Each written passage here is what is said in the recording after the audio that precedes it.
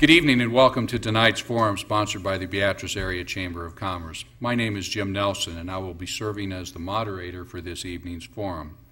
Assisting us tonight, we've got Laura Young from the Chamber keeping track of time for us, and we'd like to thank Patrick, you're sitting out there, from the Daily Sun, who helped with some questions ahead of time, and Doug Kennedy over there also helped with questions.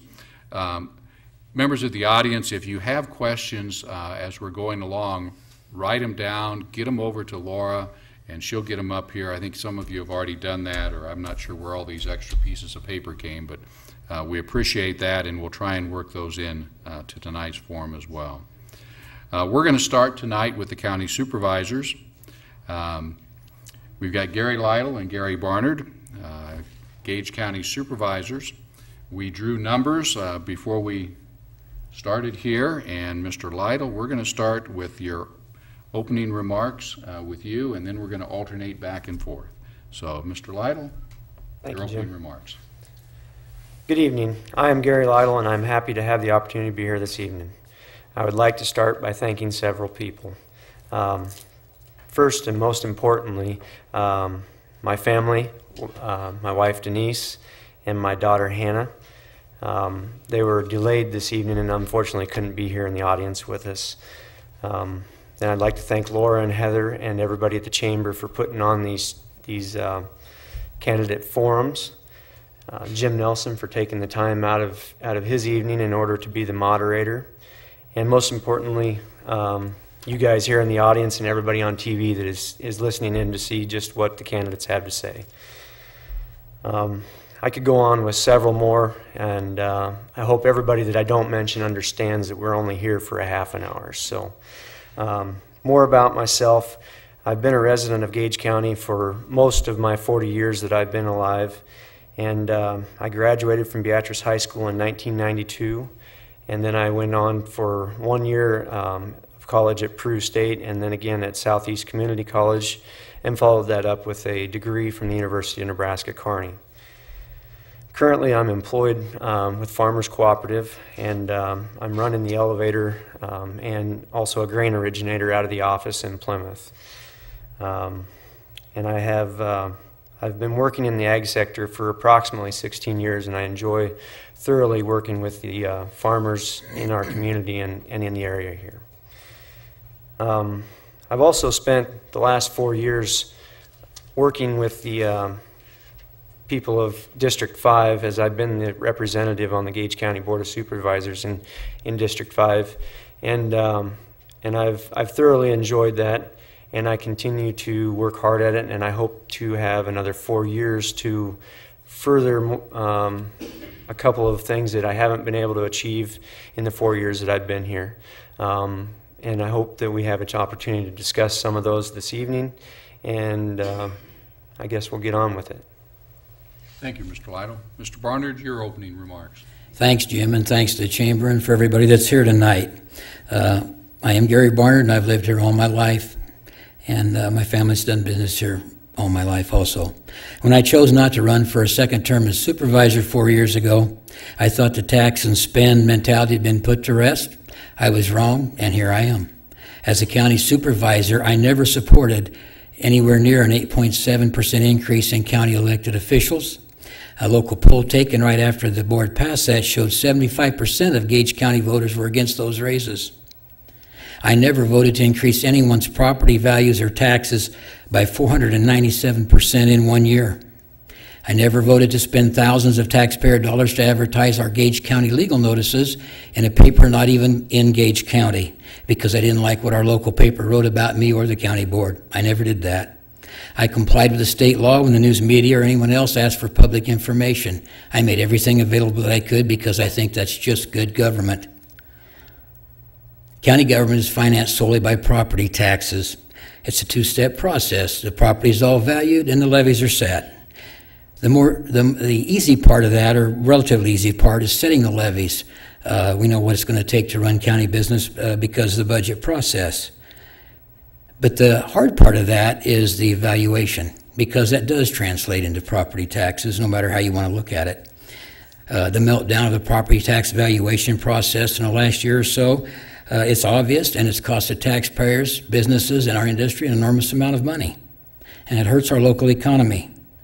If you the total property valuation, according to information I got from the courthouse, in the last 4 years has increased over $679 million in the last 4 years. If we calculate that to what the county board has to spend out of that property tax revenue, it's about $2.3 million in that neighborhood. And that doesn't include the bonds that we've had, the courthouse renovation bond or the highway bond that will now be added to your tax receipt every year. Anytime you have 15 years of constant bonding, that is pretty well a permanent tax increase. Last year alone, there was a little over $800,000 windfall in revenue to the county because of increased valuations. We wouldn't have needed a road bond. We would have had enough to make the payments and had money left over. But I don't know that anybody asked the question. I did talk to a couple current supervisors, and I asked them, would you have done it that way if you'd have known that? And their answer was no. So I would ask the people of District 5 this question. Does the county board really need more money or just more money to spend? Thank you. Thank you, Mr. Barnard. We're going to start with the first question with you, Gary. Okay. I better quit saying Gary, Mr. Barnard. I'll confuse both of you and myself. Mr. Barnard, what cost-saving measures would you implement to lower the county budget? Well, there's several, and I think the county board just dealt with it. The Gage County has the best health insurance policy, I think, that anybody in southeast Nebraska or maybe the state has.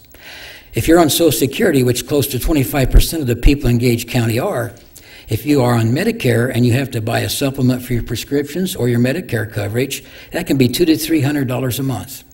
I do believe with the good and excellent salaries that our employees have, and we have very good employees, I think if, as an example, if they just paid $100 a month of their own health premium, that's $100,000 a year. The law allows, or I should say mandates, that the smaller counties on the employee retirement match are mandated to pay a 6.7% of the salaries into the retirement, and the employee puts in 4.5. I just read the other day that Lancaster County wants to lower theirs to a 1-to-1 donation. And last year, the total payroll for the county was $3,839,689. So the 6% match was $227,000. The difference of the 2.25, if we could lower that with a simple change in state law, we'd save $76,000. So as we go on through these things, you can see changes in law, changes in how we operate can really make a difference. We can do things like privatizing some of the highway department functions. Many times they say you can't do it, but you know what, you really can. There are departments down there and that could do that, and that would save a lot of money.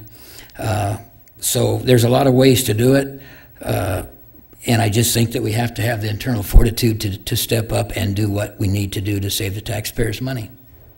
Thank you, Mr. Barnard. Mr. Lytle, same question. What cost-saving measures would you implement to lower the county budget? I'm going to start off by discussing the county budget. The county budget in the last 4 years has been one that is very, very efficient and I want to say conservative. While we've had evaluations in the county that have increased quite immensely, which that cannot be argued, the tax asking, the money that the county itself is actually asking for its budget, has only increased in the last 3 years 2%, 3.5%, and 1.6%. Those are very modest increases, and the levy itself has decreased from 0.39 to 0.37, and then this current budget that is being prepared is setting at around 0.33 and a half, and that's including the road bond that is now inactive. Excuse me, active. And with those numbers in mind, I want to say that it's been a very conservative budget. And in order to pick out a piece here and say that you're going to be able to save an immense amount of money, it is really a difficult place. Labor is approximately 50% of the budget. Could you take a piece of the labor force out? Yes, you could. Yes, you absolutely could. But the services are going to hurt if you do that. Are we capable of doing that and still giving the services? I'm going to say they are not possible. As far as the county roads, that is another big portion of the budget. And there's nowhere in that budget in order to cut a lot of money. When you look around and you see that the infrastructure is suffering in some places, and in some places it's just been left behind. This current board has done a good job of looking for places to cut money and being conservative while keeping our community in a good place.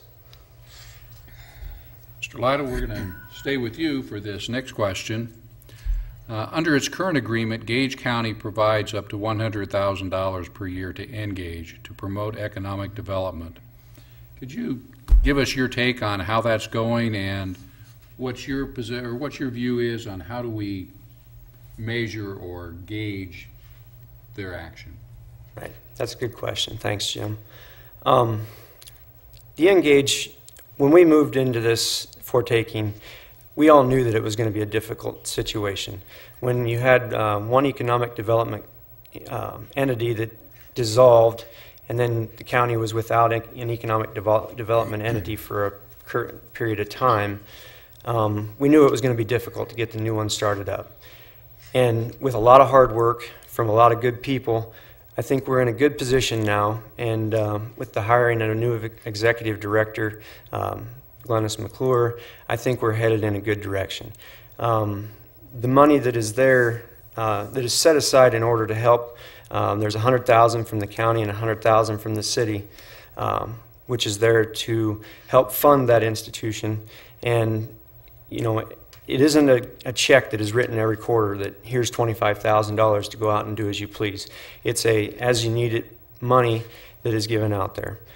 And at this point, we've gotten to a place where we're ready for that entity to go ahead and take flight and spread their wings and start to get out there and really do some work. Under Glennis's leadership, I think that it's been a good start. I know she's been active in talking to the people in the industrial park to see, you know, what they need and how things are working in their environment, and checking to see what we need to do to keep the entities that we have here that are working to give people of our county jobs, and making sure that we're doing what we can to help those people out. I believe that we're in a good place with Engage at this point, and as the next 4 years go, if I have the opportunity, I will continue to look over them and really become a part in helping that. Thank you, Mr. Lytle. Mr. Barnard, the same question. The $100,000 that Gage County contributes, or up to $100,000 per year to Engage, can you give us your feeling on how that's working, and how do you measure success? I think you measure success by setting benchmarks. If you're going to give any entity taxpayer money, there has to be an accounting for it. I think the group that we have now will do a much better job, but there has to be transparency. You cannot spend taxpayers' money and just let them roll with it. I think Glennis McClure was an excellent choice. I often wonder why it took so long to find somebody local to do that job, because who knows us better in our community than someone like Glennis? She's always up to speed, and I think she's done an excellent job so far. But again, we got to have benchmarks. There has to be accountability. We didn't have it for years before. I think it's better now, and I hope it continues down that path.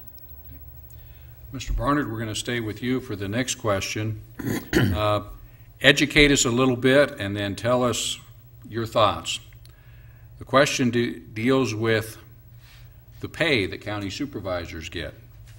What do you get paid and what are your benefits? And compare that pay and benefits with, like, our Beatrice City Council or our state legislature. Starting with me. Starts with you, Mr. Barnard. Okay, I believe that the total pay and benefit package is close to $30,000 a year for the supervisors now. The mayor makes a little less than $10,000 a year with no benefits. Councilmen make about $6,500 with no benefits. And our state senator, and voters have always voted down increases. I believe they're about $13,000, and they get some mileage depending on where they live. So if we look at that, with the state senator represents 36 to 37,000 people, if I remember correctly. The county supervisors, they've got 7 districts, so we all would represent about 3,000 people. give or take. Councilman, you know, they got 4 wards but 8 councilmen, so, you know, roughly 3,000 each ward. And the mayor represents the entire city. Given that, the way that we pay our state senators, I would tell you that from what I hear from most taxpayers is this: it's easy to give yourself a raise. And I believe if the taxpayers of Gage County could vote, I don't believe it would be a $30,000 package. I think they would vote against it. Like I said, a local poll when the raises were given last time showed that they were against it. But I don't know any other place that you get a vote yourself a raise. Maybe the council does, but they just don't seem to do much of that. So I think I'd go with the taxpayers and what they think, and I believe that's what should happen, but doesn't. Mr. Lytle, same question. Educate us on the pay and benefits for being a county supervisor, and how do you think that compares with other elected officials?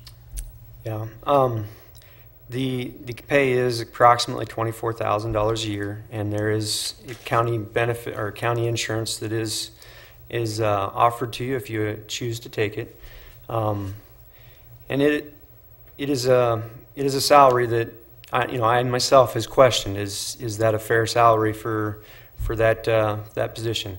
And I'm going to say that for anybody that does the job and does it the way they should, that amount of money is probably not enough to pay for what you are doing.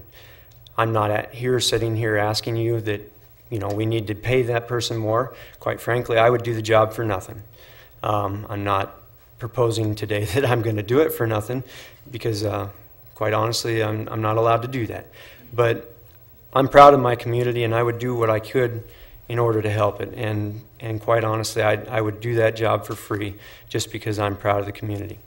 Now, as far as the wages, there's studies that are done as far as comparabilities from the Gage County clerk clear through the Gage County supervisors. And what we try and do is to be fair across the county, with what is being paid across the state through the counties. You can go out and you can find high and lows compared to that. And quite honestly, when we were discussing that, I was not in favor of it. Unfortunately, I wasn't in the majority, and we continued on with that raise. So moving forward, it is what it is. But I believe that it is a fair salary, and I don't believe that it is necessary to pay that much. And I wish in the future that I would see more people that would participate and want to have this position, as opposed to just having 2 people running for these jobs when it's such a good salary. Mr. Lytle, we're going to stick with you for the next question, and I figured this one would come up, but let's talk about the county jail. Seems like that continues to require more funding. What do you think should be done? Well, first, I guess I would say that I think that maybe we should just have less criminals. Obviously, that would hurt you and your job, but not anymore. Yeah. I think it's a challenge that we need to attack the way that we've been doing. At this current point, I think that we need to look at farming some of our prisoners in a couple of other jails around the state where we're getting good rates, where we can still continue to have our jail and run it properly with a good budget without building a new facility. Because quite frankly, this community spoke up pretty clearly and loudly several years back and said that they did not want that new facility. I do believe that in the future we need to have a plan moving forward as to how we're going to handle those things, and whether or not we want to look at a new jail in the future. Currently, we're housing some prisoners in Saline County, and also out west in another county, and both of those rates that we are getting are pretty fair rates. And I believe that we need to continue that, but I also think we need to look at, okay, can we expand our jail we have presently, or is the new facility going to be in the works? At this point, the plans haven't been put forward, as some people have tried to lay out there. But I think it is good that we have plans set forth and be ready for taking care of that in the future.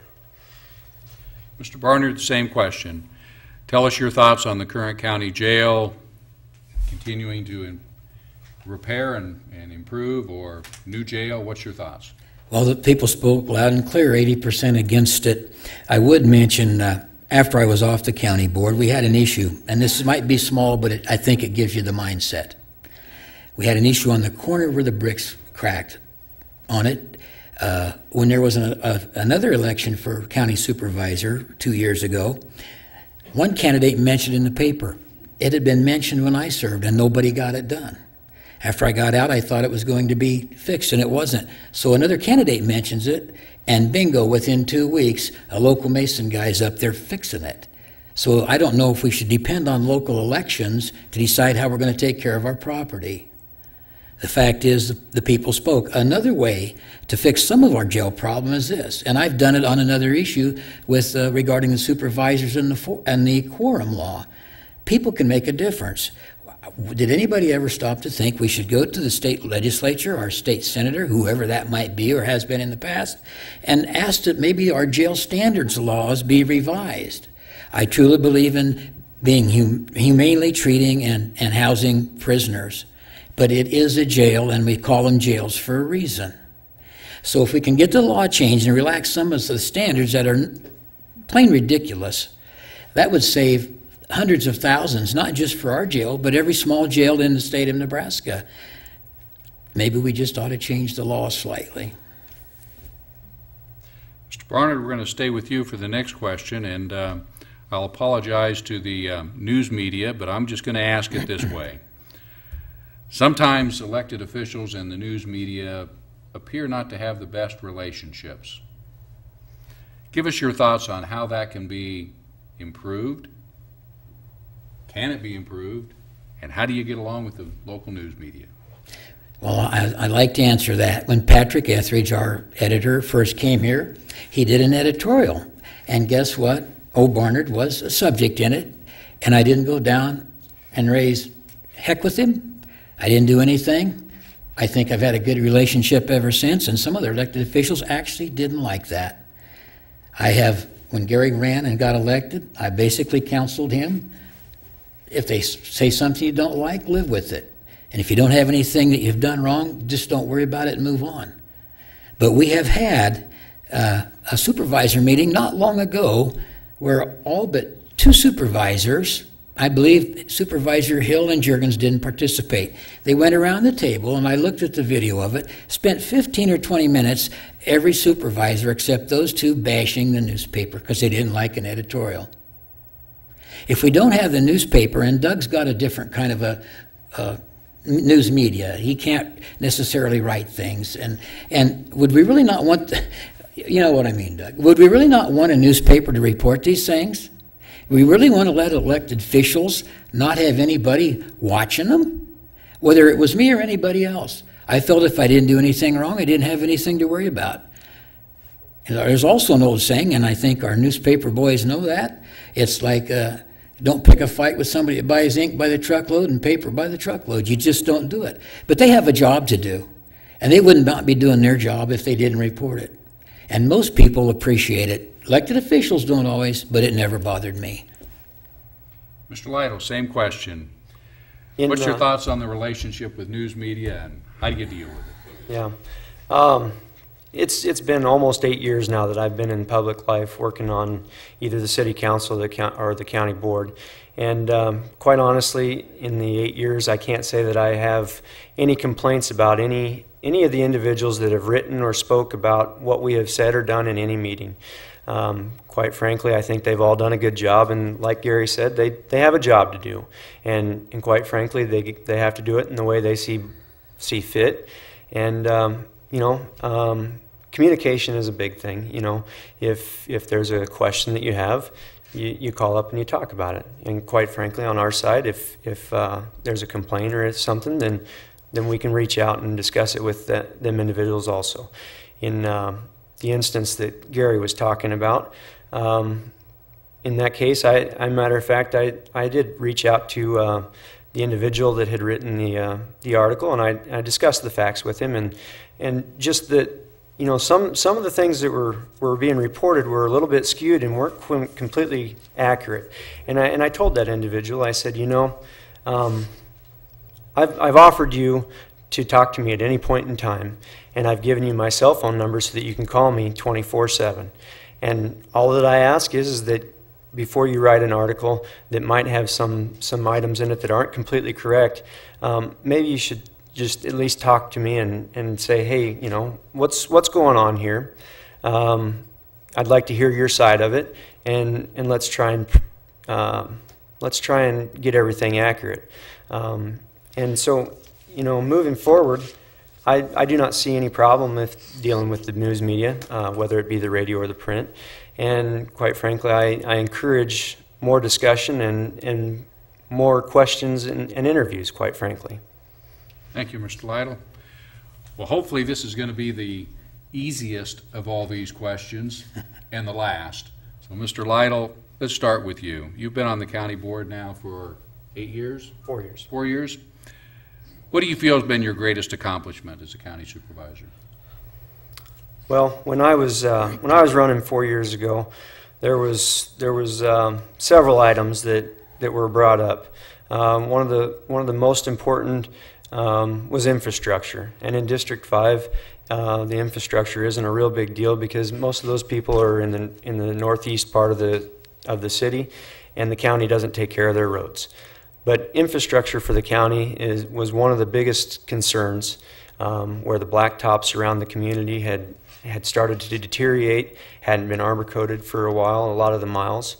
And I think we've done a good job in the last 3 to 4 years in working with the roads department down there to get our infrastructure back up and running a little bit better than what it was, and hopefully set the future to continue to work on that and continue to make it a better infrastructure so that we can continue to try and bring good business to this community, because the infrastructure obviously is important to that. The second thing was to be more open and more cooperative with the community and with other entities, and just to be a better working board.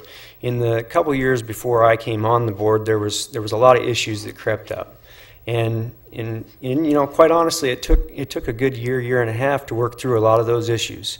And I think that at this point, this has been a really good working board the last 4 years, especially the last 2.5. And I think that the cooperation that we have found with the city, Engage, and several other entities proves that we have done a good job in becoming a good working board that cooperates and looks out for our community to do the best we can. Mr. Barnard, the same question. You've been on the County Board of Supervisors before. While on the board, what do you feel has been your greatest accomplishment? Actually, I'm going to slip 2 in. The first one was Supervisor Alan Grell, when I served with him, brought up the issue of self-insurance for the county on the health insurance. I joined with him, and together we initiated the current county self-insurance plan that they use today. We initiated it, we lobbied it in with our fellow supervisors, and it passed. I checked with our local representative 2 weeks ago. It has saved the county over $900,000 per year for the last 6 years. To me, that's an accomplishment that isn't vague, and it actually has some numbers and some proof. The second thing that I'm very proud of, the issue has came up for years, and thankfully our newspaper and other news media reported it. 4 people out of 7 on a county board used to be a legal quorum. No mathematical equation says 4 out of 7 isn't a majority. And so when they met, whether they did it or not intentionally, there was people that thought we're basically having a county board meeting with nobody there. Senator Wallman, a friend of mine, was busy with another bill. I went to Senator Russ Karpusek. I told him what was wrong with the law. First, he didn't believe me. He couldn't believe anybody would have such a law, but we did. So with his help, it got put on. I went and testified at the state legislature. Not one person from the county board was there, or from Gage County, period. I was the only person as a citizen. And it got lobbied in, and it got put on a bill at the legislature, and the law passed. So now there's no question about any of that. And I would say that the county board, some members knew I was doing it. And I would also say that as soon as they knew it was in the works, I honestly believe that they started changing the way they did their meeting format. Thank you. We're about out of time, so we're going to go with our closing comments, our summations, and Mr. Barnard, we'll start with you for your summation or closing remarks. Thanks, Jim. I will tell you that I'm not a tax and spend candidate. I am a conservative candidate. I've been an advocate for fair and honest property valuations for all the people in Gage County as a supervisor and in my private life. I've never used my elected position to punish our local news media because of a personal bias, because I don't believe you can claim to be a supporter of economic development and then use your elected position to try and financially damage the news media, in this case a newspaper, which is a local business that employs 30 to 40 people. If you live in District 5, you do have a choice. You can have a representative that will comply with the law regarding access to public information.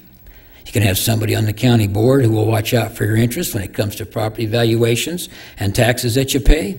We can't have another fiasco like the industrial park issue. It hurts our potential for new industry and business. I am the only candidate certified as a Nebraska County Assessor.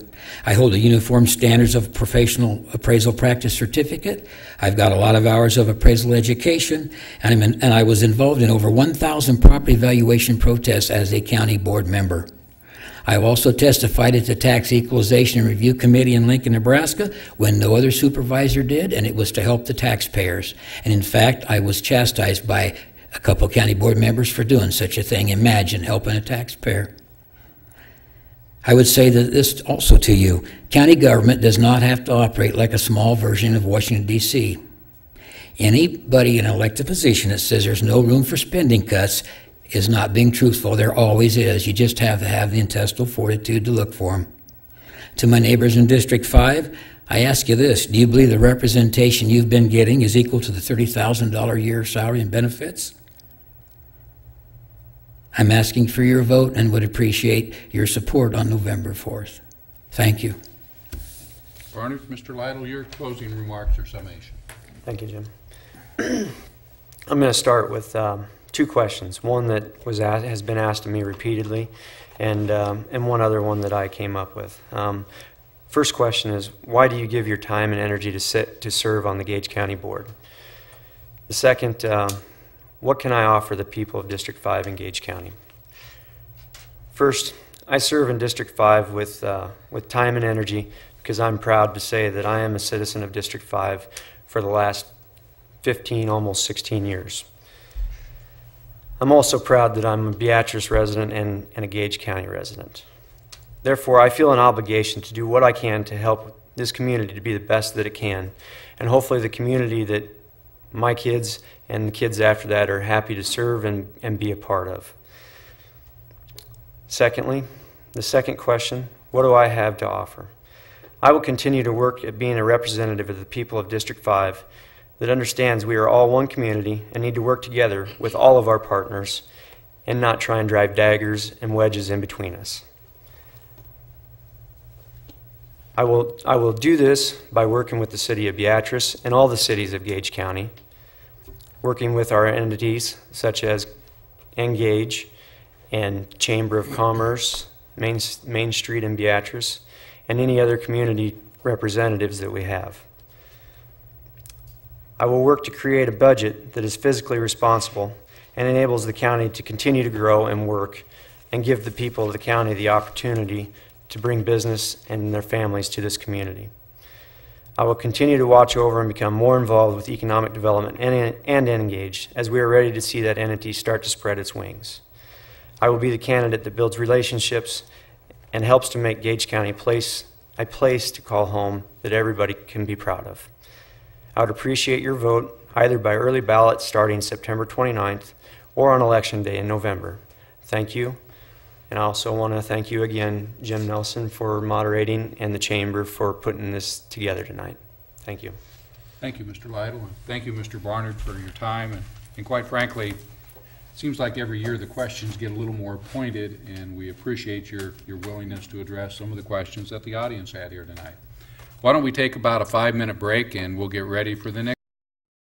This section will be our Board of Regents candidates at the University of Nebraska. We've got Mr. Steve Glenn with us tonight and Mr. Rob Schaefer. We drew numbers, so Mr. Glenn, we're going to start with you for your opening remarks, please.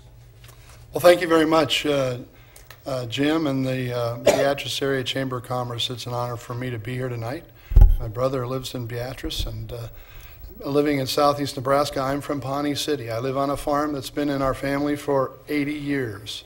Very proud to be a Nebraskan and from Pawnee City as well.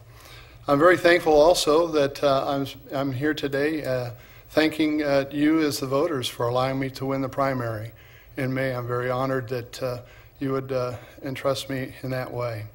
I'll tell you a little bit about myself. My wife Marie and I live in Pawnee City. We own 7 businesses. My wife is very active in a quilting business in Pawnee City.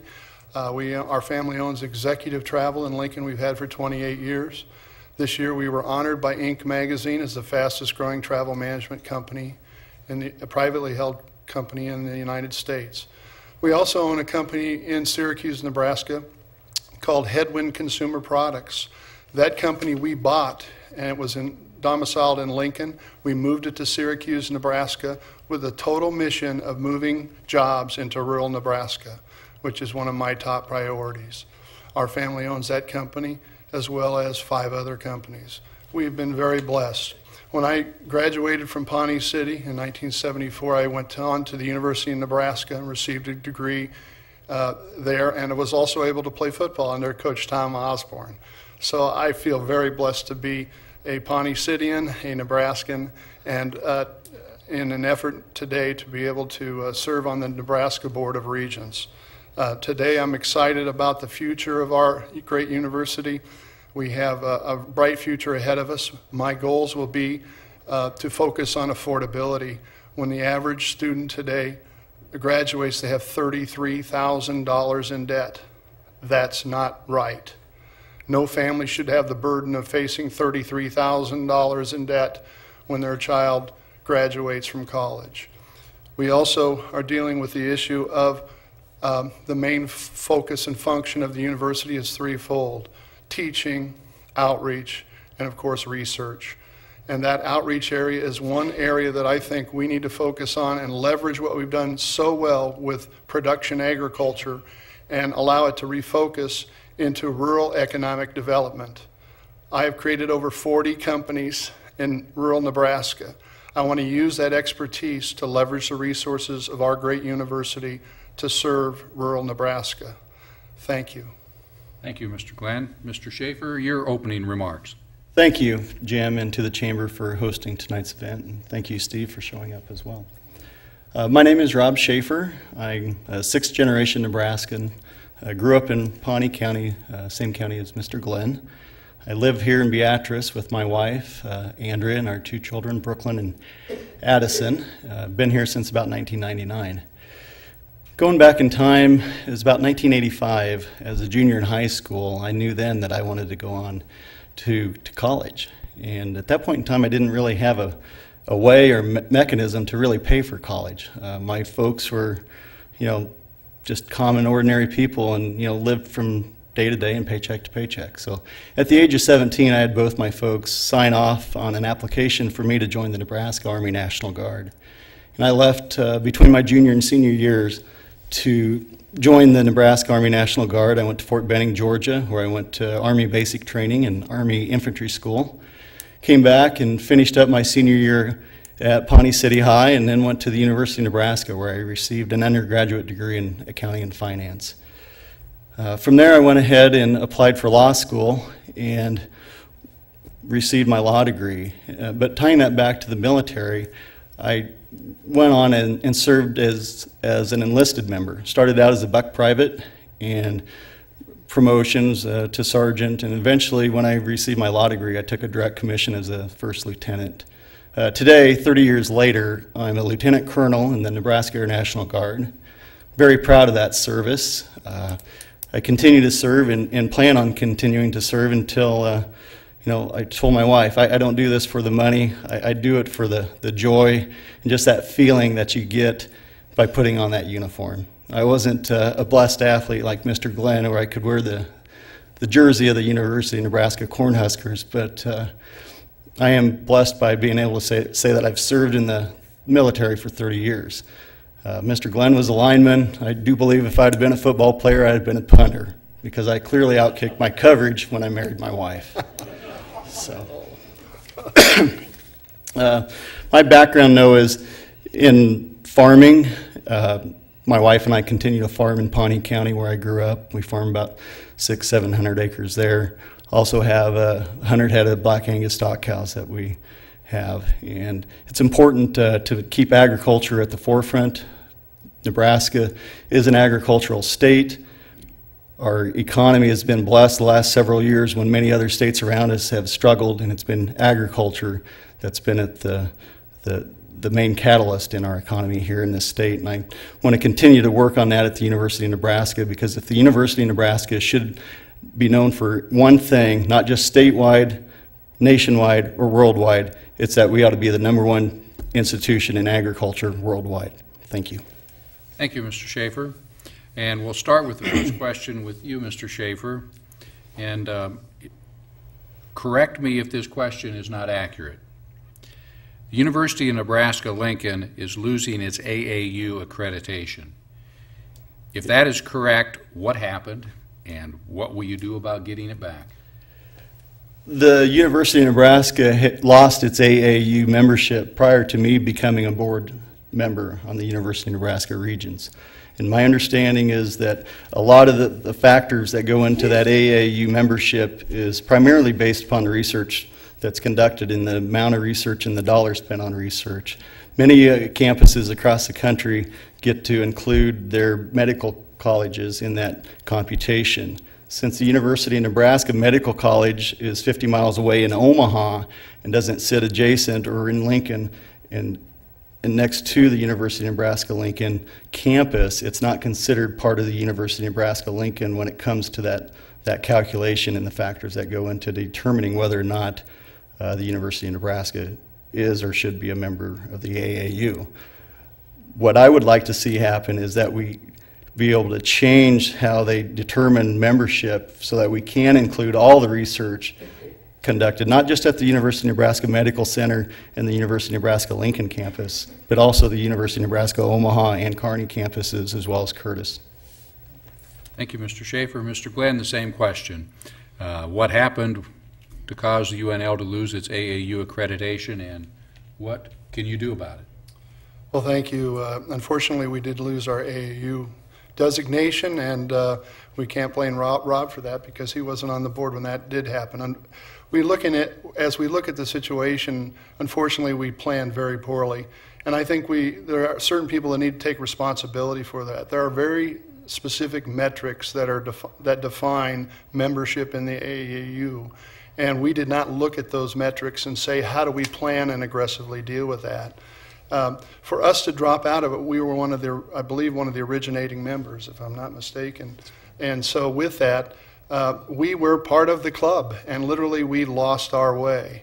And that has to be accountability back to the administration, and I'm surprised that no member of the Board of Regents took issue with that internally and said, how did we lose this designation? How are we going to turn our university into a great university and focus on that issue again? It is not easy to get back into that organization, and we have to build a very specific plan. Now, the good thing is the University Board of Regents does have a very defined strategic plan. I compliment them for that. They're one of the few universities that does have a strategic plan, has metrics that measure against that plan. So part of that strategic plan needs to be to regain membership in the AAU. And that should be in writing, the metrics should be defined, and that should be held accountable for our administration. Thank you, Mr. Glenn. We're going to stick with you for this next question. If I'm not mistaken, the members of the Board of Regents don't draw a salary. You're both spending, like a lot of candidates, lots of money to be elected. Why? What are the benefits? And I start? You get to start, Mr. Well, Glenn. as many of you know, the Board of Regents receives no salary, so this is all a labor of love and passion for a university in our great state. I feel so blessed, our family's so blessed, and I feel this is my way to give back to our great state and our university system. I also think the university is facing many challenges. The affordability is one of them, but look around us at all the different industries that are going through transition. University systems moving from bricks and mortar to online. How are we going to meet that challenge in the future? Someone has to be and come up with a vision to deal with that, other than building more buildings. And we have to take a look at how we're going to address the future.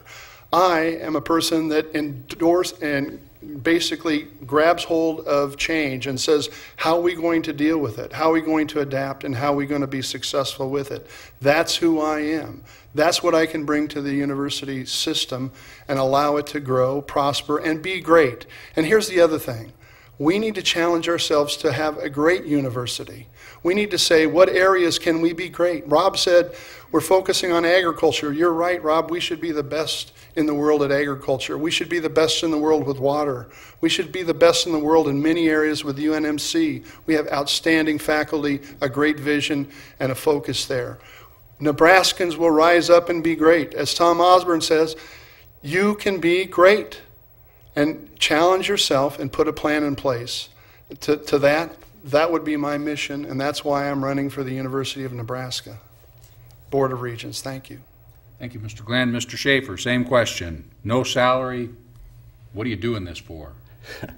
Well, again, it's comparable to staying in the Nebraska National Guard for 30 years. I definitely don't do it for the money.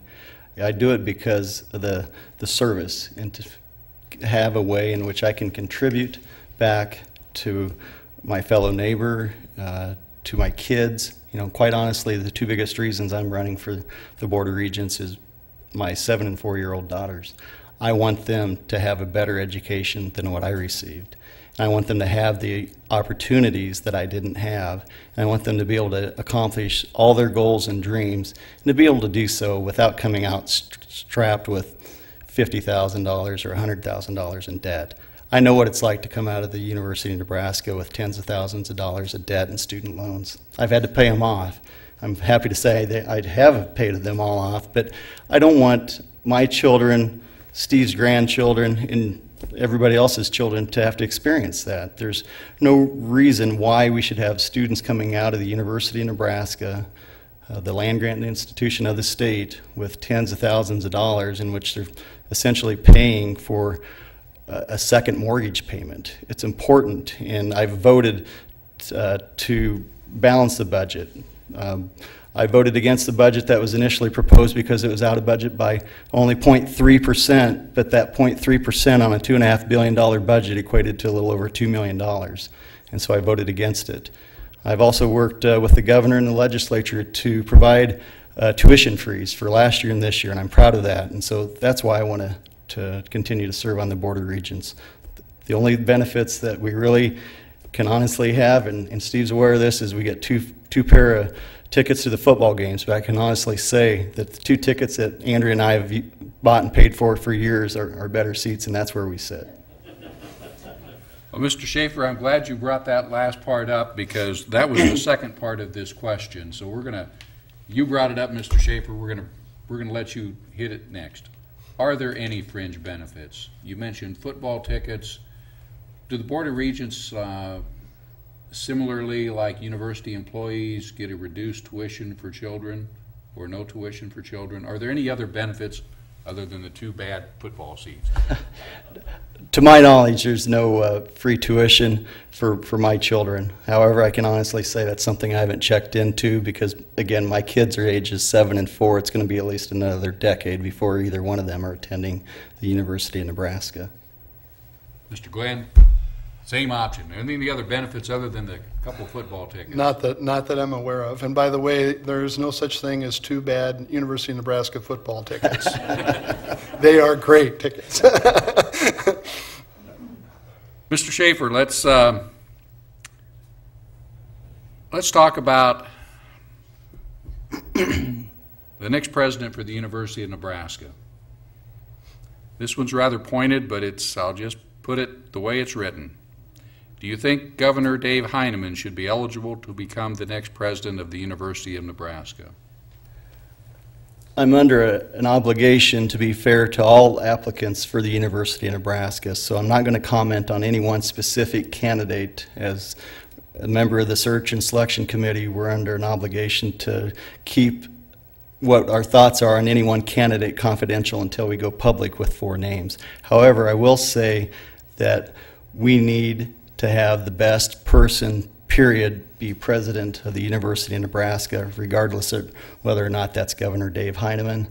I strongly believe that we need to continue to work and grow the number of applicants and to reach far and wide, north and south, east, from coast to coast, and continue to work to bring in the highest caliber person that we can to serve as the president of the University of Nebraska. And regardless of who that person is, I think it's got to be someone that's going to be a difference maker and that can really put the University of Nebraska on the map.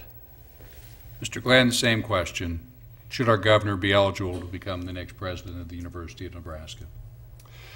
Before the University of Nebraska released their issues of qualification to be the next president, I released a white paper to the press. That white paper said very clearly that part of the qualification to be the president of the university system would be an advanced degree. Governor Dave Heineman, who I have supported and voted for on 2 elections, I support many of the things that he has done, does not qualify as president of the University of Nebraska system. I have been very explicit with that. I've tried to be respectful to our governor. However, we have an institution that we should be, as I said before, focusing on greatness. And when the governor came out publicly and tried and announced his candidacy for that, I am greatly concerned that that caused other great candidates to say, oh, let me add up these votes here. Let me follow where people contributed to who appointed who. And those questions are in people's heads that are great candidates, and they can count numbers. And I am worried that that scared off great candidates. I, just like Rob, want the best person possible. We have had a tremendous 10-year acceleration of our university. We can't afford to have it go backwards. We have a $2.5 billion economic engine that is going to lead us into the future. We need to have the best possible person in the world leading our great institution into the future. Thank you. Let's hit this one next. Mr. Glenn, do you believe the university needs tighter or looser restrictions on stem cell research? Stem cell research, as I've gotten very involved with this campaign, has been very interesting. And as you recall, 2 years ago, it was really part of the inflammation of the whole process politically. I'm glad to stand here before you today and say I am a pro-life candidate, and I am also acknowledging that the university system today is very, in my opinion, very happily moving in a direction focusing on adult stem cells and synthetic stem cells, and no longer is harvesting embryonic stem cells. I am very comfortable with that, as long as they're not harvesting stem cells. And that's what I've been told by the university people, researchers, and systems. With that, I think we have now moved the political debate away from embryonic stem cells into adult and synthetic, whereas that is where all the action is taking place in the research field today. And I think that's reassuring for Nebraskans who are concerned when we step over and encroach into the embryonic area. There are many Nebraskans who disagree vehemently that we should go that direction. So fortunately, this has moved into adult stem cells and synthetic stem cells, and the vitriol that took place years past is almost a question of 10 or 20 years ago, not our future. Thank you, Mr. Glenn. Mr. Schaefer, same question. Does the university needs tighter or less restrictions on stem cell research? I'm also proud to say that I'm endorsed by Nebraska Right to Life as Mr. Glenn. And as Mr. Glenn, I'm strongly in favor of adult stem cell research, and that's an area where we need to do more research. My understanding is we're making huge strides and advances in adult stem cell research. However, when it comes to embryonic stem cell research, I don't believe we should expand how we're doing research when it comes to embryos. I am comfortable and am on the record to say that I'm supportive of the Bush Compromise that was issued under President Bush for that line of stem cell research, and am on the record as saying that I'm comfortable with the University of Nebraska continuing research under the President Bush lines. However, when it comes to the President Obama expanded line of stem cell research under embryonic stem cell research, I am opposed to that. Mr. Schaefer, we'll stay with you for this next question. Do you feel that rural Nebraska has been adequately included in the university's mission? I think there's a lot more that could be done with the University of Nebraska when it comes to rural Nebraska. As Mr. Glenn pointed out, we do a fairly good job when it comes to our outreach with our extension services and so forth, but when it comes to the overall reach of the University of Nebraska, I think we need to look at it as a 500-mile wide campus that runs from the Missouri River to Scottsbluff. Just a few instances, fiber. You know, we don't have fiber in all these communities off the I-80 corridor. University of Nebraska needs to be working with area businesses, the state chamber, to push fiber out into these areas and partner up. You know, not at the expense of the University of Nebraska, but we need to be working to promote those in a joint public-private partnership. We need to continue to work with our high schools, especially in the rural areas such as out in Valentine or even Diller, Nebraska, to provide support and backup educational services. If you can't afford to have a full-time physics teacher in Diller, then the University of Nebraska can and should be able to provide those types of classes to the Diller High School on an online delivery. And students should be able to go online and be able to not only advance their high school curricula, but also be able to receive joint credit by taking college credit courses as well. What we're doing at the University of Nebraska with the upstart of the Rural Futures Institute, I think, is definitely a very good start. Chuck Schroeder, I don't think they could have picked a better person in the world to come back to Nebraska and lead that. And what we're doing with the Rural Futures Institute, I think, is just amazing. And as that continues to grow and move forward, I think it's definitely going to have an impact. But again, the University of Nebraska needs to look at its mission as providing education, outreach, and services across the state, not just Omaha, Lincoln, and Kearney. Thank you, Mr. Schaefer. Mr. Glenn, the same question. Do you feel rural Nebraska has been adequately included in the university's mission? Well, the numbers speak for themselves. I live in Pawnee County. If you look at the border counties from Fall City to Fairbury and on into Beatrice over to Nelson, we've lost 20% of our population in the last few decades. The rural part of Nebraska needs to be refocused, and the University of Nebraska system needs to take their three missions, which once again are research, education or teaching, and then also that outreach as well as research, and focus and take the success that's been done in production agriculture and leverage it into rural economic development. I have a plan called Save Our Rural Towns, SORT. I've met in communities, everything from Sertoma Club here in Beatrice to the Rotary Clubs in Fairbury, to everything from Cook, Nebraska to Friend, Nebraska, to help those communities build plans. Once again, they need a plan to build. And we, in rural Nebraska, we need to go to the university and say, this is where we need your support. We need to go to the legislature and say, this is where we need your support. If you look at the numbers, we have not been successful in certain counties in southeast Nebraska dealing with the population loss and the aging of our population. We have to reverse that. If we don't reverse that, good things don't happen. I live in Pawnee City. We're fortunate that we have a small community that is looking for a bright future. We're looking for communities all over the state that will band together, go to the university, and allow a focus back to rural Nebraska that allow us to see a successful future. And that would be my mission. That is my passion, is rural economic development. Thank you, Mr. Glenn. I'm looking at the clock, gentlemen, and we've been at this for, doesn't seem like it, but close to 30 minutes. So I think we're going to need to go into our summation. And Mr. Schaefer, let's start with you for summations or closing comments. Sure.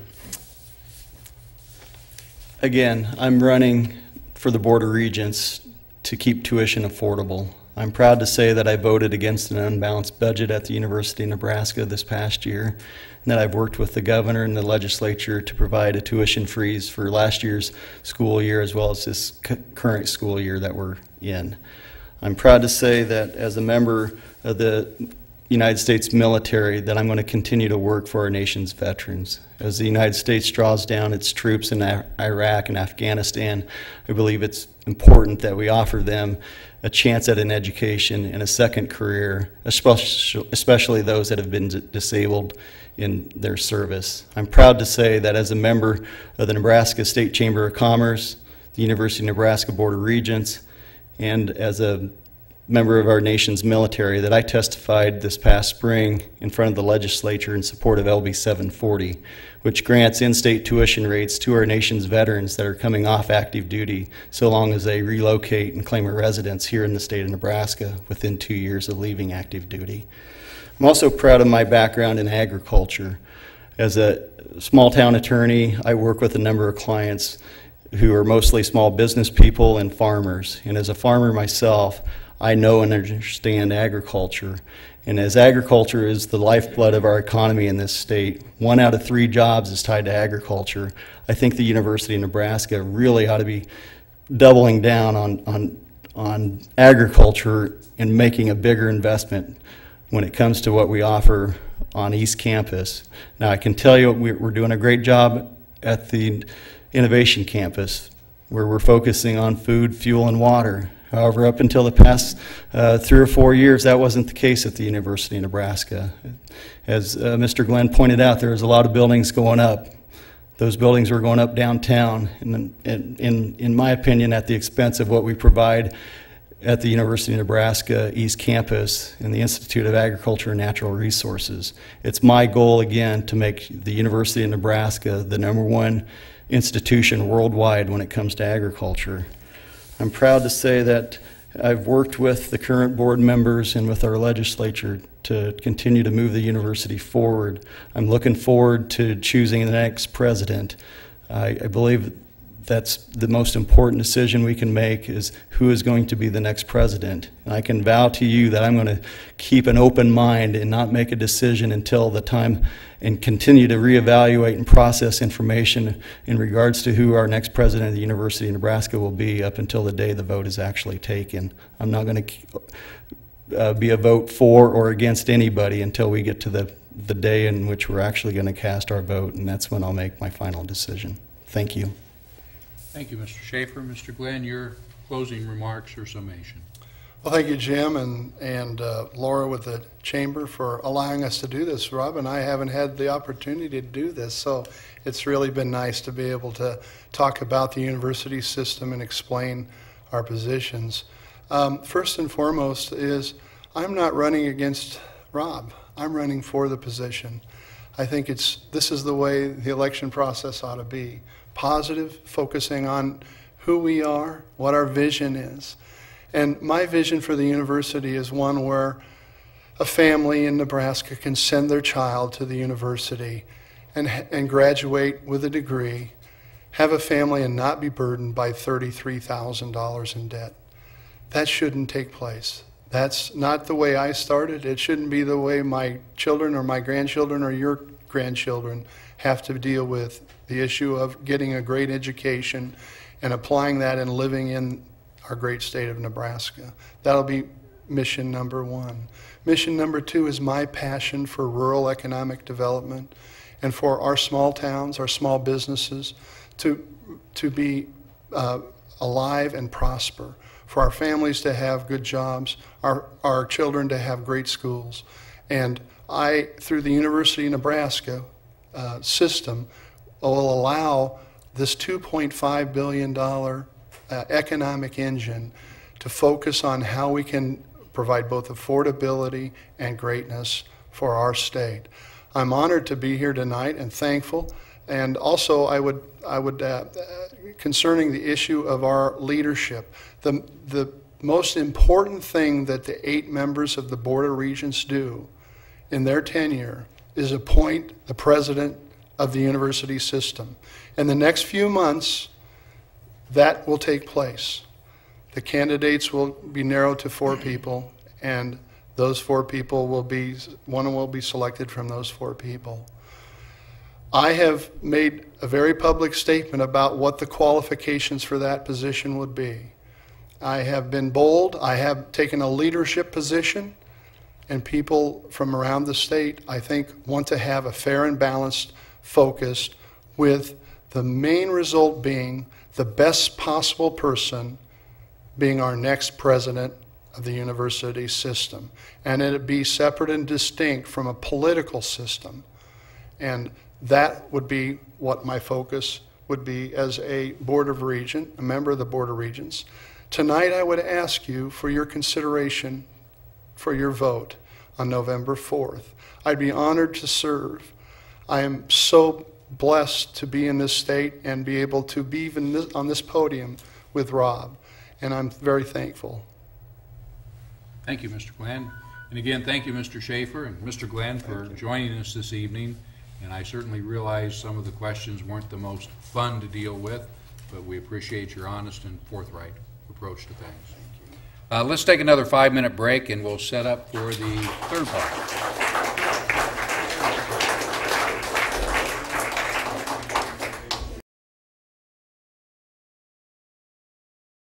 I'd like to welcome all of you back for the third and final part for our candidate forum this evening. This third part will be our candidates for the Nebraska State Legislature, District 30, Mr. Robert Tiemann and Dr. Roy Baker. Mr. Tiemann, you got the short straw. You can start first with your opening comments. Okay, thank you, Jim, and thanks to the Chamber for having this forum tonight. As Jim said, I'm Bob Tiemann. I'm running for the 30th Legislative District. The 30th District comprises Gage County and a good part of the southern part of Lancaster County and goes up into Lincoln. I'm the local candidate. I've lived here most of my life. I went to St. Paul's Lutheran Grade School, Beatrice High School, and I have a degree in business from the University of Nebraska. I think a lot of you probably know my wife, Barb. She's also a local girl. She has a bachelor's and master's degree in education. She worked at BSDC for quite a number of years and taught school for the last 14 years. My oldest son, Eric, also has a degree from the College of Engineering at the University of Nebraska, and he's vice president of our company. This October, I'll have been in business for 39 years. I've had my business here 39 years in this district. And I think it's that combination of living in the district, my education, and my business experience that I have a lot to offer to this legislative district. From day one, when I decided to run, I had 4 issues that were very important to me, and I've never changed that. They've stayed the same. Economic development is very important to our state. The well-being of our state, the ability to have any type of sustainable tax relief is going to be dependent on increasing our tax base. And the only way we can do that is through economic development.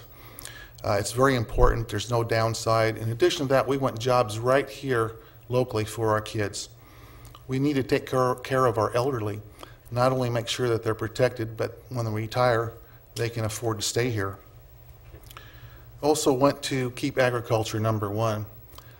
Agriculture is so vital to our economy of this state, and sometimes we take it for granted because it's always there. And most of the programs are federally funded and mandated, and we can't change a lot of that, but we can make the business of agriculture as straightforward as possible. And of course, we need to keep our education system strong. We are blessed in the state with a good education system. Our K-12 program is good. Our university system and college system is also good. There's always things we can tune on. One thing that's important is to offer programs for our graduating seniors that don't want to go to a four-year college. We acclimate programs and students to a four-year college very well, but there are a lot of kids that would like to go to a trade school, such as Milford. I'm a huge fan of Milford. That's a great school. Everybody that graduates there gets multiple job offerings. And there are also people that don't want to go to school at all after high school, and there's nothing wrong with that. So we need to have programs available to them. Like I said, that is what I started with from the very beginning. I've never changed that, and that's what I continue to work on. Thank you, Mr. Tiemann. Dr. Baker, your opening comments. I think in the way of opening comment, I will go over my background as part of that. I was born and raised on a farm near Benedict, Nebraska in York County. My father got cancer when I was 12 and died when I was 14. My brother and I basically farmed the old family farm for a couple of years, and then after my father died, we rented the place out. I was fortunate to get a Regent scholarship when I graduated from high school, which paid the tuition. Between that and working good summer jobs, I was able to pay my own way through the University of Nebraska in 4 years without leaving with a great debt. I got a degree from Teachers College, and I started out as a teacher and a coach in Central City. I was assistant basketball coach and a middle school science teacher. Then I was 8 miles down the road where I was a principal and head basketball coach at Marquette. The first place I was a superintendent was back in my hometown of Benedict at age 28. Then I went on to serve 37 years as a school superintendent. I retired from the North School District as superintendent in 2010. And 2 years ago, in 2012, the Beatrice superintendent, John Lopez, died, and the Beatrice board asked me to come in and serve as interim superintendent, which proved to be a wonderful experience. I always liked Beatrice, driving through the town. My wife's parents, our grandparents, lived in Marysville, Kansas. When they were living, we would come down Highway 77, go through Beatrice, go through Wymorn. I was always struck by what a classic-looking city Beatrice is. I mentioned my wife Paula. She's sitting in the front row. We've been married going on 47 years, have 2 sons and 2 grandchildren, ages 5 and 4. I've been asked, why are you running for the legislature? And some suggestions, do I need to have my head examined? That may be true, but as a chief executive officer of the schools where I was superintendent, I enjoyed the responsibility. We were responsible for communities that we operated the school in, responsive to those people as well. And I liked being responsible to students, staff, parents, patrons. I've got the warning signal. I'll briefly say what my priorities are. Property tax relief, I hear that all over when I go around. Strong schools, caring for our natural resources, particularly water, rural economic development, and concerns about health care. Thank you. Thank you, Dr. Baker. We're going to start, Dr. Baker, with you, and I'm going to combine a couple of these questions. The first one is a yes or no answer, and explain if you want to, and the next part is kind of more general. Do you support or oppose a death penalty in Nebraska? And what improvements in the state's correction systems would you support? I'll be honest with you, I've never had a problem with the death penalty, but I will say that I'm equally satisfied with life imprisonment with no chance of parole. I'd be satisfied with that. So while I haven't been opposed to death penalty, I've in my lifetime, I felt it appropriate for people who've committed some really heinous crimes, but I'm okay today with life imprisonment with no chance of parole. Was your second question about reducing prison populations? Anything to do with improvements in the state correction system? Okay. Well, obviously they're dealing with some issues now that I believe that it's the duty of the administrative branch of the government and the governor's office and all to take a first crack at it and see if they can solve those problems. And if they can't, the legislature may need to enact some legislation next session. There's a matter of prison overpopulation that I think we can deal with, and I think has been suggested many times that we probably need to separate out those people who are violent criminals, those people that we're generally afraid of, and those we're just mad at. And through a stronger probation system, then we can probably monitor closely some people who are now incarcerated without them having to be part of our overcrowded prison population. Mr. Teeman, the same question. Do you support or oppose the death penalty, and what improvements in the state correction systems would you support? I think you can probably argue the death penalty, morally or ethically in either direction. Most people in this district in the past have stated that they want to keep the death penalty in force, and I guess I'm okay with that. The idea of life in prison without parole, as Mr. Baker said, is also a very viable option. As far as the prisons go, I think you're probably talking about overpopulation. We really need to take a look at who we're incarcerating. There are people that are in the criminal justice system that haven't really done that significant or bad of crime that have been incarcerated for a period of time. Those are the people we really need to look at. I visited with one of our district judges recently, and one of the things that he said is a problem is the fact that too often the judges' hands are tied. They don't have the latitude to use their own judgment as far as how they're going to decide how long a person's incarcerated or where. I think that's the first thing we need to do is give judges more latitude. We also need to look at the people that are being incarcerated when they're released. The job of the judicial system as well as the criminal justice system is to keep bad people out of society, but it's also an equal job of theirs, an equal responsibility to help rehab those people so when they are released, they don't come back into the prison system. Too often when people are released from prisons, they're released and here you go, you're out in society again, and they can't acclimate. If we would take some of the money, instead of building a prison, the cost would build the prison and populate the prison and staff the prison and use that on programs to help these people, we as a society would be better off, and also the criminals that would be released would have a much better chance to remain in society and be productive citizens. Thank you, Mr. Teeman. And Mr. Teeman, we'll stick with you for this next question. Would you be in favor of increasing the minimum wage for Nebraska? Well, I think that decision is going to be made by the voters. I guess I've always been a supply and demand person. Supply and demand takes care of about everything. If the demand's there, the supply is limited, the costs are going to go accordingly. I think most people are probably not in minimum wage jobs as a destination vocation.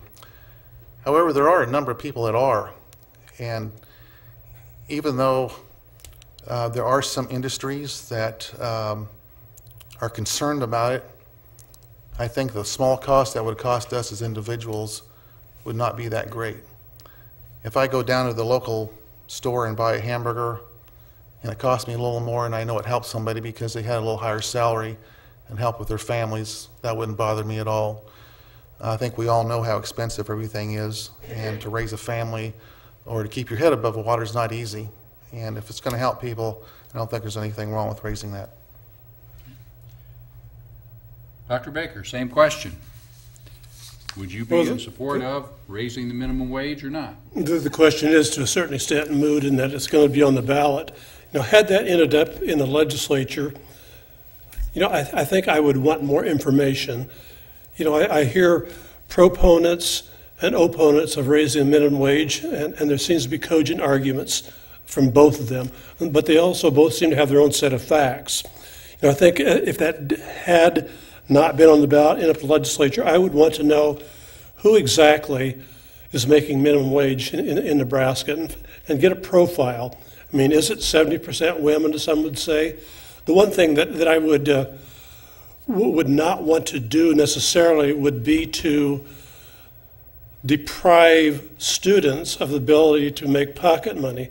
Now, $7.25 doesn't go anywhere. When I pull my gas up to the pump and fill it up at $60, I think that's more than a day's pay for someone making minimum wage.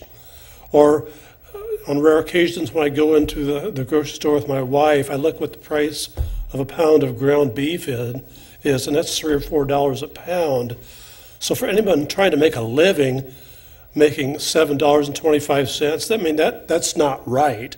So I will be interested to see how that turns out. You know, when I was a young man in 1968, I believe the minimum wage is $1.65 an hour. And now, if you had that same buying power of $1.65, I think the minimum wage would be $10 or thereabouts. So normally, Nebraska's minimum wage has gone up in keeping with the federal minimum wage.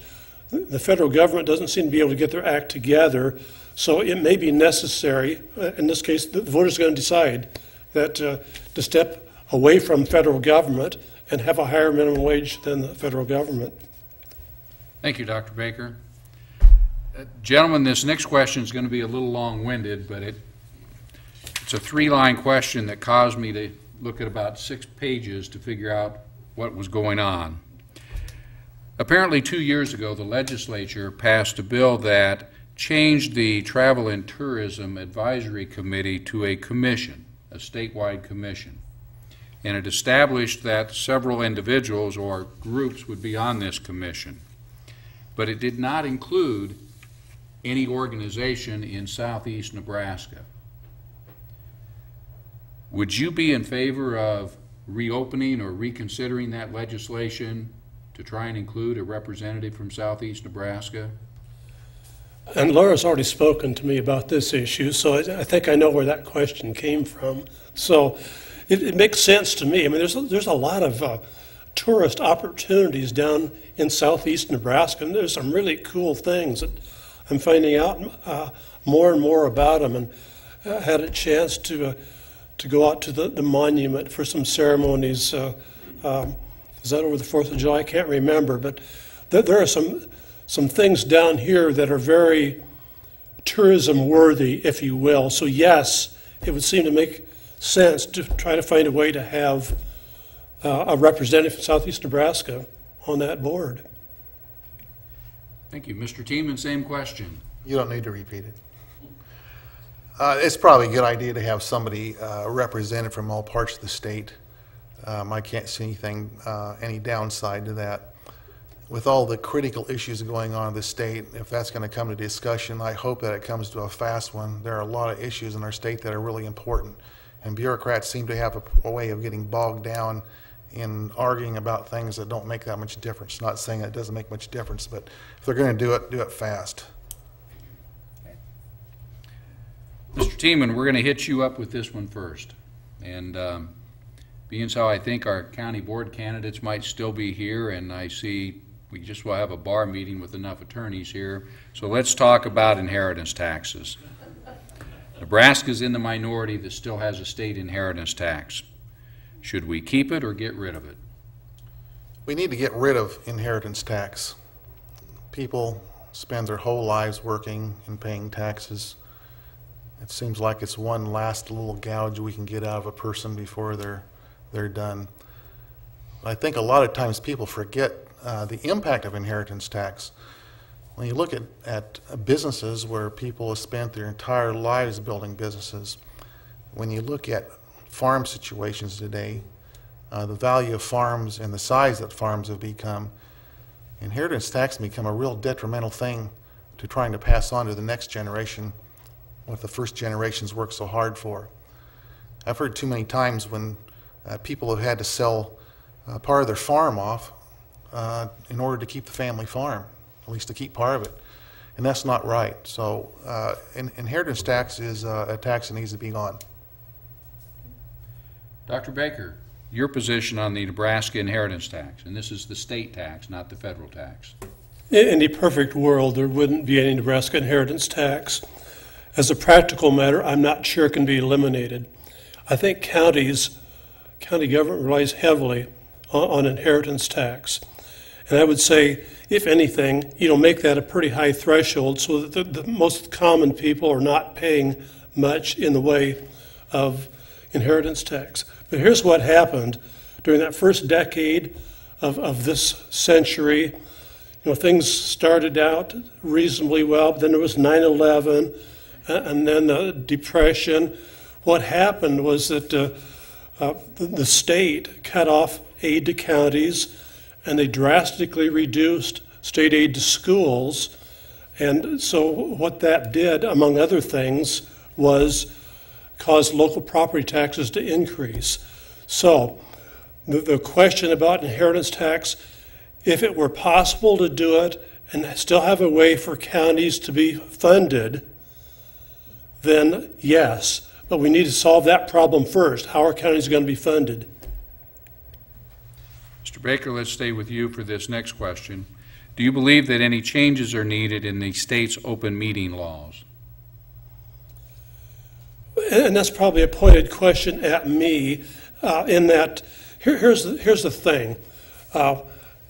As a school superintendent, probably no one ever had fewer closed meetings than I did. I just never called for them. The one case where candidates are being considered for a position, and the university went through this big time 10 years ago when they hired James Milliken, and that the idea is that people's identity should be preserved if they're a candidate for a position such as president of the university, unless they're a finalist. And the legislature worked on that end of it, and the public records law reflects that only the records of the top 4 finalists, or if there's fewer than that, only those people is the public records open to.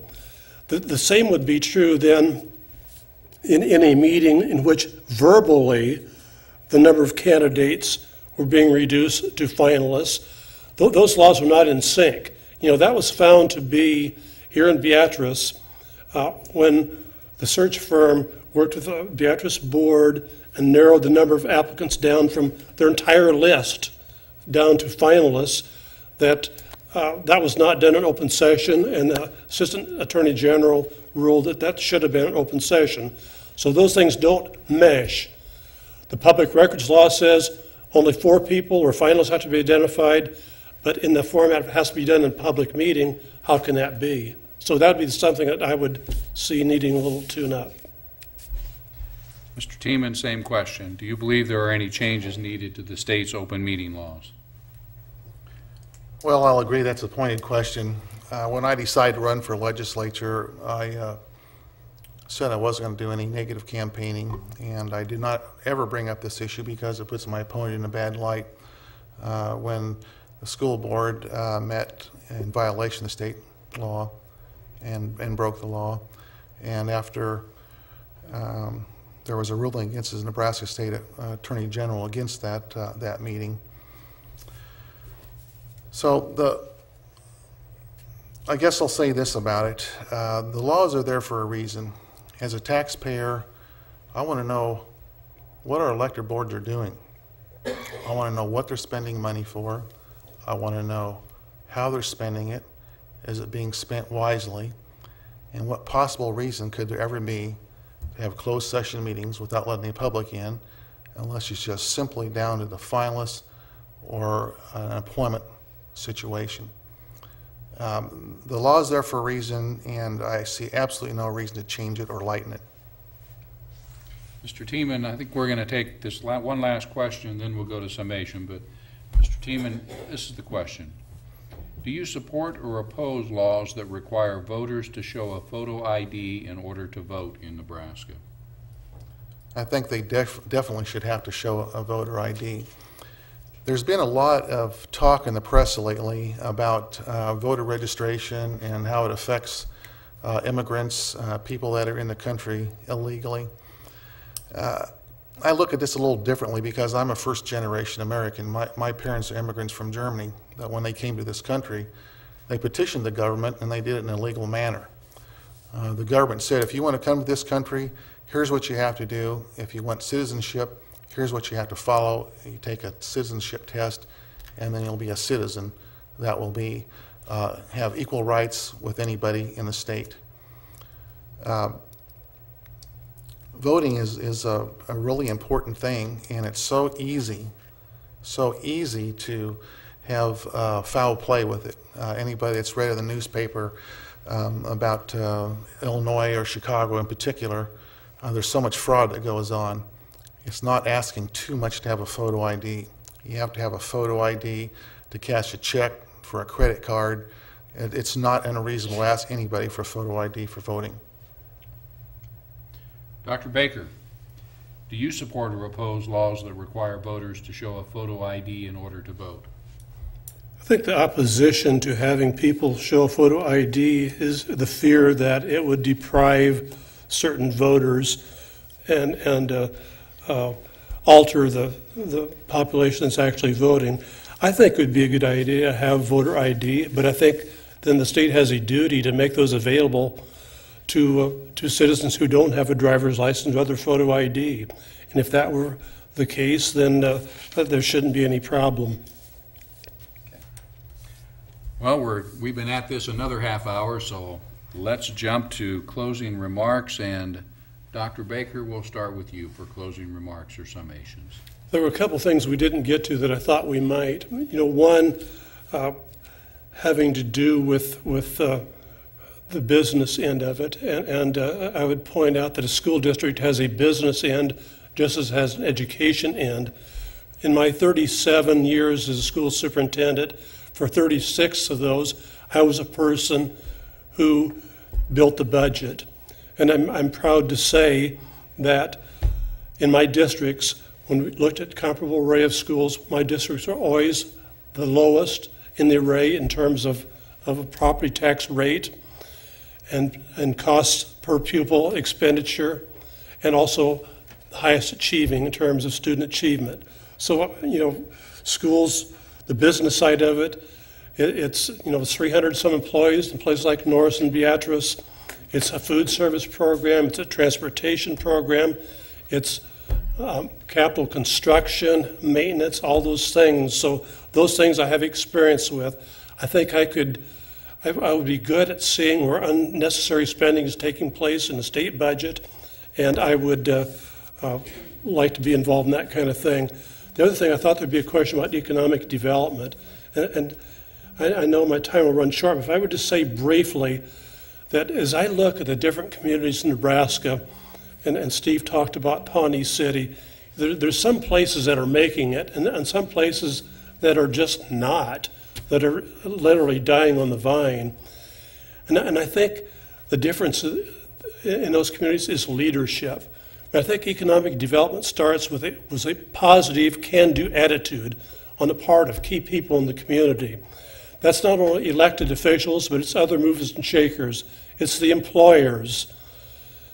It's the businesses and people finding ways to make things happen. So it's important in that setting to have proper village boards, city councils, county boards, and I believe also a good partner in the state legislature so that obstacles are removed so the good things can happen in those communities and so they can move forward.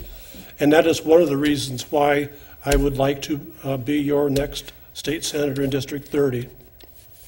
Thank you, Dr. Baker. Mr. Tiemann, your closing remarks or summations.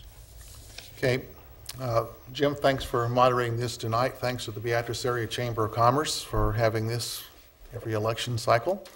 And of course, the people out there in the audience and viewing on television. When I decided to run for the legislature, there's two compelling reasons. I feel that the people of the 30th District should have a legislator that they know they can talk to, a legislator that will listen to their problems and their issues and communicate that message. That's not always easy to do. There's 48 other senators there. And with my 39 years of business experience, I think I have the ability to get that message across. I also think I can improve the lives of Nebraskans. Improving the lives of people should be the main reason why anybody runs for any office. And getting back to the 4 things I've always talked about from day one: economic development, to help on our tax situation, to have jobs right here at home, to protect our elderly, that not only are elderly protected and taken care of, but once they retire, they can afford to stay here. Taking care of our elderly is the right thing to do, and we should be doing that as a state. We need to keep agriculture number 1. It's so important to our state. Sometimes we take it for advantage. That's going to be there. Economic development and agriculture can be so closely tied. E-Energy Adams ethanol plant's a perfect example of that, where that plant located there because of economic development. They pay a lot of taxes into the government. Employees have good jobs there with benefits, and it's another avenue for our farmers to sell their products locally here at a good price. And of course, improve our education system. We want to make sure programs are available to our graduating seniors so that regardless of what they want to do, whatever their goal is, there are programs available to them when they graduate. I've spent my life in the private sector. I've never had the luxury of living on tax receipts. I had to make, in my personal life and my business, I had to make a budget just like every one of you had. I didn't have the taxpayers to fall back on. If I didn't make my budget, it was my fault. And when you spent 30 and 40 years in your respective industries like my opponent and I have, that's the philosophy you're going to take into your job as a legislator. I think my opponent's going to go in as a tax and spend legislator. I'm going to go into the legislature as one that's going to really look at what's going on and see what are we spending our money on, how we're spending on it, and make sure that our taxpayers are getting what they're paid for. So I'm asking for your vote on November 4th, or if you register early, voting for me early is fine too. But I ask for your vote because I think doing this all together, that we really do have the ability to improve the lives of Nebraskans. Thank you, Mr. Tiemann, and thank you, Dr. Baker, for joining us this evening and expressing your views and thoughts towards your candidacy. This concludes our candidate forum for this evening. On behalf of the Beatrice Area Chamber of Commerce, I would like to thank all of the candidates for their participation. Obviously, the Beatrice Public Schools for the use of the facilities here, and the City of Beatrice for their broadcast time. And I would certainly be remiss if I didn't thank the staff at KWBE and the staff at the Beatrice Daily Sun for helping us put together questions and coming up with some, quite frankly, some pointed questions. And those of you in the audience that also brought forth questions. This completes it for this election season, and good luck to the candidates. And for those of you voting, if you've heard me say it before, if you don't vote, you don't get to complain, so vote.